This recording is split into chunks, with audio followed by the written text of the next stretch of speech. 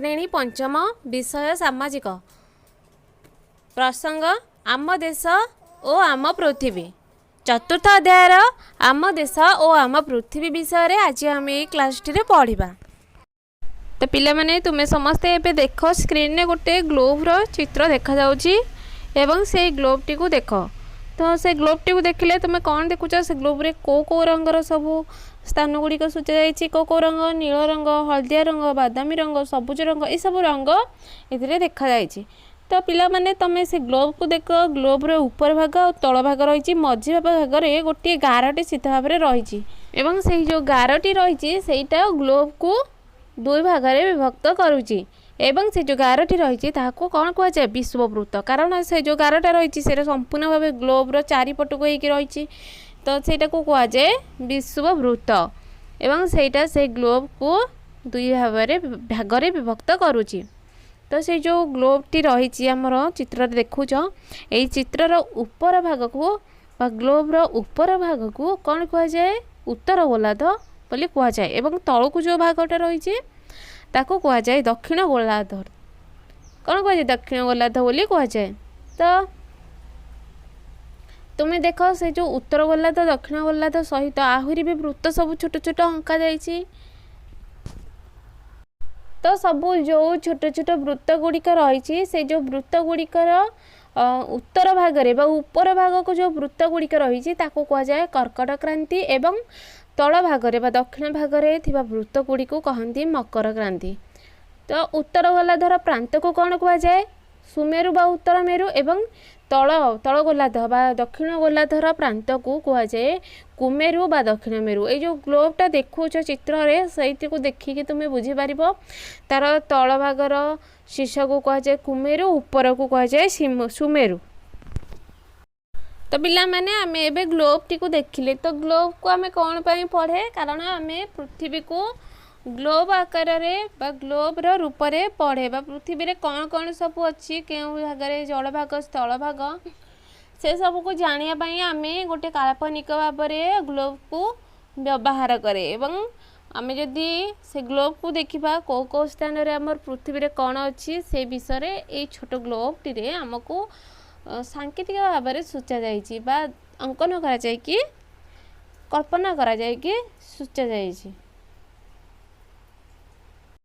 आमे जेमिति जानिले कि कौन ना उत्तर गोलार्धर प्रांत को सुमेरु एवं दक्षिण गोलार्धर प्रांत को कुमेरु बोली कहा जाए ठीक सेमिति सुमेरु निकट रे जो वृत्त गुड़िक रही देखिब ग्लोब रे सब बहुत सारा वृत्त रही एवं से सुमेरु निकट रे बा ऊपर भाग निकट रे जो सब वृत्त गुड़िक रही सेगुड़ी को कहुए सुमेरु वृत्त एवं तल भाग रे बा दक्षिण भाग रे कुमेरु निकट रे जो वृत्त गुड़िक सब रही से सब को कहुए कुमेरु वृत्त।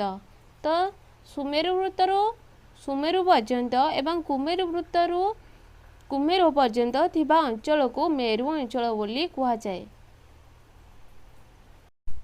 तो पिला माने आमे प्रथमे सुनिले कि कौन ना ग्लोब ऊपर गोटे विश्व वृत्त रही जोटा कि ए ग्लोब को दी भाग में विभक्त करुच्ची एवं से जो दी भाग में विभक्त करुच्ची तार गोटे ऊपर भाग रोचे तार तल भाग भी रोचे।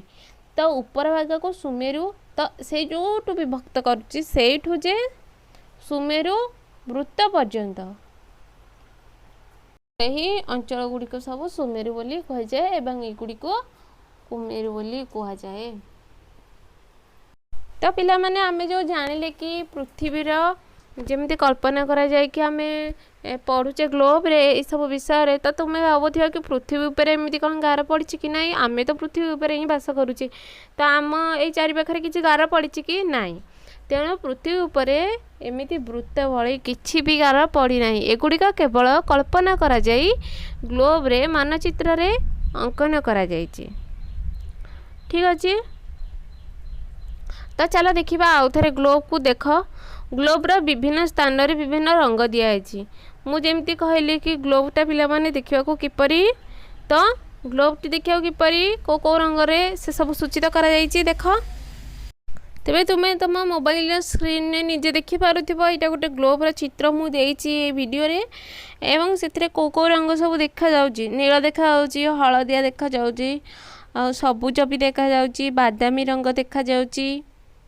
ଏହି ସବୁ ରଙ୍ଗରେ ଆମର ଗ୍ଲୋବକୁ ସୂଚିତ କରାଯାଇଛି। ତ ଆମେ ଜାଣିବା କି এই ରଙ୍ଗ ସବୁ ବିଭିନ୍ନ କଲରର କ'ଣ ପାଇଁ ହେଲା, ଗୋଟିଏ କଲରର କ'ଣ ପାଇଁ ହେଲାନି। ବେଶୀ ଅଂଶ ଆମର କେଉଁ ରଙ୍ଗରେ ଦିଆଯାଇଛି କି ପିଲାମାନେ? ବେଶୀ ଅଂଶ ଆମର ଦିଆଯାଇଛି ନୀଳ ରଙ୍ଗରେ। ତ ସବୁତିକ ଗ୍ଲୋବର ଗୋଟା ଯାକ ବା ସବୁ ସ୍ଥାନ ଗୁଡ଼ିକ ନୀଳ ରଙ୍ଗ କ'ଣ ପାଇଁ ଦିଆହେଲାନି? ଆଉ କିଛି କିଛି ଅଂଶ ଏଇଟା ଦିଆହେଲା ବାଦାମୀ ଦିଆହେଇଛି, ଆଉ କିଛି ଅଂଶ ହଳଦିଆ, ଆଉ କିଛି ଅଂଶ ସବୁଜ, ଏସବୁ କ'ଣ ପାଇଁ ଦିଆଗଲା? ତ ଚାଲ ଆମେ ଜାଣିବା। ତ ପିଲାମାନେ এই ଯେଉଁ ରଙ୍ଗ ଗୁଡ଼ିକ ସବୁ ଦିଆଯାଇଛି, ତ এই ଯେଉଁ ନୀଳ ରଙ୍ଗଟି ରହିଛି ବେଶୀ ଅଞ୍ଚଳରେ ରହିଛି ବା ବେଶୀ ଜାଗାରେ ରହିଛି, ଏହି ନୀଳ ରଙ୍ଗ ଜଳ ଭାଗକୁ ସୂଚାଏ। ଆମେ ଜାଣିଛେ ପୃଥିବୀର 3 ଭାଗ ହେଉଛି ଜଳ। ତ ଜଳର ମାତ୍ରା ସବୁ ମାନେ ବେଶୀ ଯେହେତୁ, ତେଣୁ ସେଇ ରଙ୍ଗଟିକୁ ଜଳର ରଙ୍ଗଟିକୁ ନୀଳ ରଙ୍ଗରେ ସୂଚିତ କରାଯାଇଛି ଏବଂ ସ୍ଥଳ ଭାଗକୁ ସବୁଜ ରଙ୍ଗ, ବାଦାମୀ ରଙ୍ଗ ଆଉ ହଳଦିଆ ରଙ୍ଗ ଦ୍ୱାରା ସୂଚିତ କରାଯାଇଛି।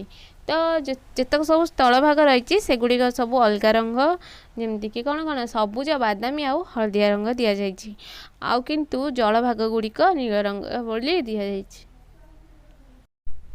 ଏବଂ ଯେଉଁ ସବୁ ବଡ଼ ବଡ଼ ଜଳଭାଗ ଥିବା ଅଞ୍ଚଳକୁ ମହାସାଗର ବା ସାଗର କୁହାଯାଏ। ତ ତେଣୁ ଯେଉଁତିକ ସବୁ ନୀଳ ରଙ୍ଗ ଦିଆଯାଇଛି ସେଗୁଡ଼ିକ ସବୁ ସାଗର, ମହାସାଗର ଅଞ୍ଚଳ, ଉପକୂଳବର୍ତ୍ତୀ ଅଞ୍ଚଳ ବୋଲି କୁହାଯାଏ। ତ ପିଲାମାନେ ଆମ ଦେଶର ନାମ କ'ଣ? ଭାରତ। ତ ଆମ ଦେଶ ଯେଉଁ ଭାରତ, ଏଇଟା ଆମର ଦେଶଟା ସେଟା କେଉଁ ମହାଦେଶ ଅନ୍ତର୍ଗତ? ବା ଆମ ଦେଶ କେଉଁ ମହାଦେଶରେ ଅବସ୍ଥିତ? ଏସିଆ ମହାଦେଶରେ। ଠିକ୍ ଅଛି। ତ ଆମେ ମାନଚିତ୍ରକୁ ଦେଖିଲେ ବା ଏଇ ଗ୍ଲୋବଟିକୁ ପାଖରୁ ଦେଖିଲେ ଜାଣିପାରିବା ଯେଉଁଠି ଏସିଆ ମହାଦେଶ ଅଛି ସେଇ ଭିତରେ ତାର ଦକ୍ଷିଣ ଭାଗରେ ଆମର ଭାରତ ଅବସ୍ଥିତ। ଭାରତର ଦକ୍ଷିଣ ଅଂଶ ଅଣଓସାରିଆ ହୋଇ ଜଳଭାଗକୁ ପ୍ରବେଶ କରିଛି। ଭାରତର 3 ପାଖରେ ଜଳରାଶି ରହିଛି, ସେଗୁଡ଼ିକ ହେଲା ଆରବ ସାଗର, ବଙ୍ଗୋପସାଗର ଓ ଭାରତ ମହାସାଗର।